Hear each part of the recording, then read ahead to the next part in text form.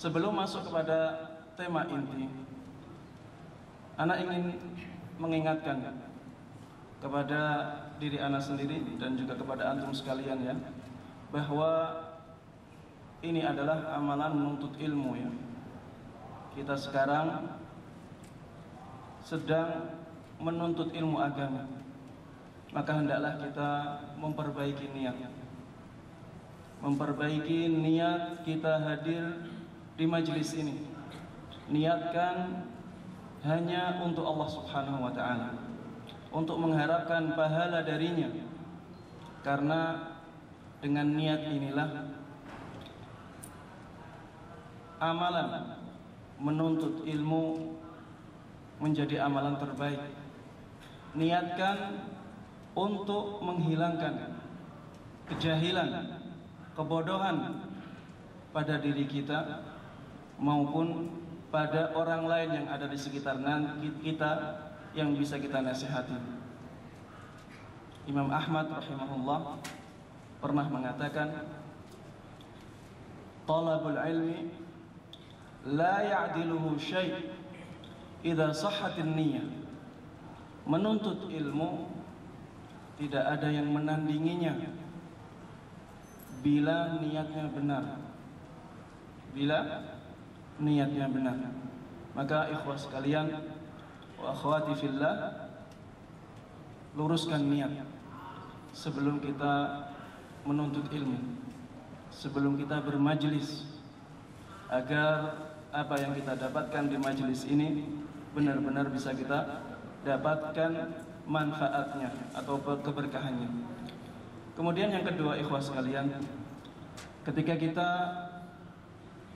belajar menuntut ilmu, ingatkan diri bahwa kita menuntut ilmu untuk diamalkan. Menuntut ilmu untuk diamalkan. Apapun yang kita dapatkan, kita terapkan agar ilmu ini bermanfaat, tidak menjadi hujjah atas kita, tapi menjadi hujjah bagi kita. Karena ilmu ini juga akan kita pertanggungjawabkan apa yang sudah kita amalkan dari ilmu ini. Dan amal itulah yang menjadi buah dari ilmu kita. Bayangkan apabila ada pohon yang diharapkan buahnya, tapi buahnya tidak ada, maka orangnya akan menebang pohon itu, tidak ada gunanya. Ilmu juga demikian. Kalau kita menuntut ilmu tidak kita amalkan, untuk apa ilmu tersebut? Untuk apa kita capek-capek mencarinya?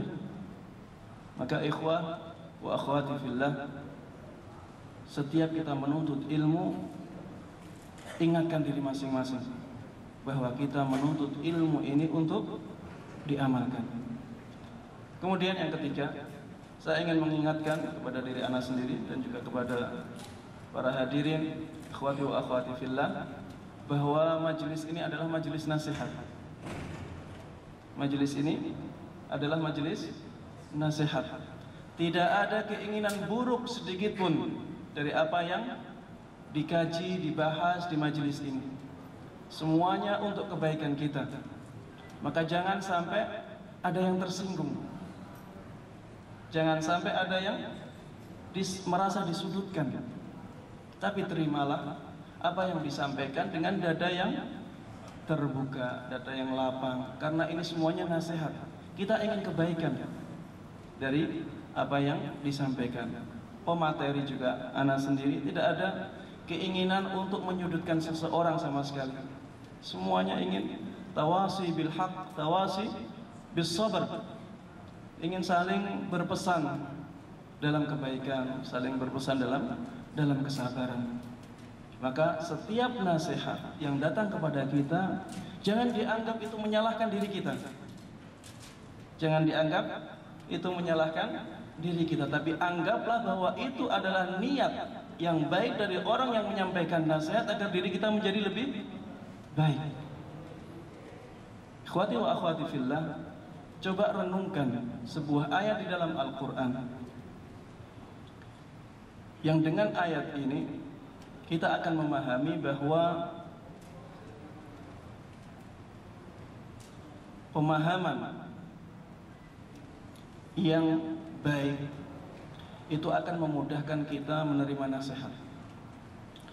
Kepada Rasulullah SAW, Allah mengatakan, ya ayyuhan nabi, wahai Nabi Muhammad, ittaqillah, bertakwalah engkau kepada Allah. Nasihat ini nasihat. Jangan dipahami bahwa Rasulullah tidak bertakwa ketika itu. Paham ya? Rasulullah bertakwa tidak? Imamul muttaqin, pemimpinnya orang-orang yang bertakwa. Tapi Allah Subhanahu wa taala berpesan kepada Rasulullah, ittaqillah, bertakwalah engkau kepada Allah Subhanahu wa taala. Coba apabila hati kita tidak berprasangka buruk kepada orang yang berkata kepada kita ittaqillah, tidak akan menerima. Berbeda kalau ke hati kita buka bahwa itu pesan kebaikan, dan harusnya kita menerima pesan kebaikan tersebut. Wala tuti'il kafirina wal munafiqin.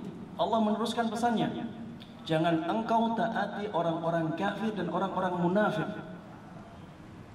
Jangan kita pikir bahwa Rasulullah mengikuti orang kafir dan orang munafik, karena ini berpikiran buruk. Berpikiran buruk kepada nasihat yang disampaikan. Tapi berpikirlah positif bahwa Allah Subhanahu wa taala ingin meneguhkan hati Nabi Muhammad SAW agar benar-benar kuat untuk tidak mentaati orang-orang kafir dan orang-orang munafik. Begitu seharusnya kita juga. Apabila ada nasihat yang datang kepada kita, buka hati kita. Orang yang memberikan nasihat kepada kita tidak ada niat kecuali kebaikan. Maka kita harus berpikir yang positif. Kemudian setelah ayat itu Allah Subhanahu wa taala juga mengatakan ayat setelahnya langsung, wattabi' ma yuha ilaika min rabbik. Ikutilah apa yang diwahyukan kepadamu wahai Muhammad dari Tuhanmu. Jangan berpikiran negatif kemudian mengatakan berarti Rasulullah tidak mengikuti wahyu yang diwahyukan kepadanya, kepada beliau. Jangan berpikiran negatif, tapi berpikirlah positif ketika datang nasihat kepada kita. Wa tawakkal 'ala Allah. Allah mengatakan lagi setelahnya, bertakwalah engkau kepada Allah Subhanahu wa taala. Padahal Nabi Muhammad adalah imamul muttaqin, imamul mutawakkilin. Beliau adalah orang yang paling sempurna. Tapi Allah Subhanahu wa taala memberikan nasihat ini kepada Nabi Muhammad SAW, dan Nabi Muhammad berlapang dada mendengar nasihat tersebut. Begitu pula kita semuanya harusnya mengikuti siapa? Mengikuti Rasulullah SAW dalam membuka hati kita terhadap nasihat-nasihat yang datang kepada kita.